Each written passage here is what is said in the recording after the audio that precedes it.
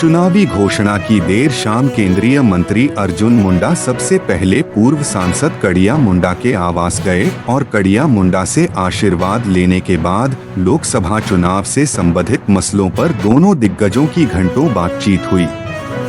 निर्णय लिया गया कि खूंटी में एक चुनावी कार्यालय खोला जाए और निर्णयानुसार रविवार को खूंटी लोकसभा का प्रधान कार्यालय खूंटी में खोला गया।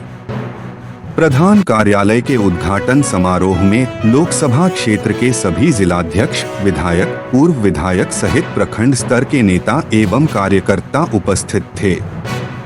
लोकसभा के चुनावी घोषणा के बाद खूंटी में चुनाव की तैयारी को लेकर कार्यकर्ताओं में जोश भरते हुए भाजपा प्रत्याशी सह केंद्रीय मंत्री अर्जुन मुंडा ने प्रधानमंत्री के कार्यकाल की जमकर सराहना की और केंद्र में पूर्व की सरकारों पर जमकर निशाना साधा। कल तक देश में मुगलों और अंग्रेजों ने हुकूमत की, लेकिन से पूर्व की सरकारों ने हमें गुलाम बनाए रखा। नरेंद्र मोदी के प्रधानमंत्री बनने के बाद हमें आज़ादी का एहसास हुआ और 500 साल बाद राम जन्मभूमि मिलते ही हम अपनी परंपरा और आध्यात्मिक संस्कृतियों के साथ आजाद हुए।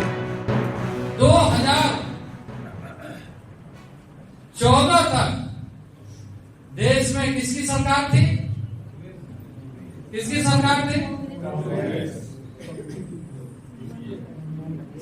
सबसे लंबे कालखंड तक आप बोलिए किसकी सरकार थी? इतने वर्षों तक भारत की जनता ने किस बात का इंतजार किया? एक सरकार बनने के बाद सरकार किस लिए बनी? आजादी किस लिए मिली? कि भारत अपनी प्राचीन सभ्यता संस्कृति के साथ स्वतंत्रता का अनुभव करते हुए देश को परम वैभव के शिखर पर पहुंचाए। लेकिन 1952 के चुनाव और उसके बाद लगातार देश में सरकार चली, सरकार बनी, पर इस बात का ध्यान नहीं रखा गया कि किन मूल्यों के साथ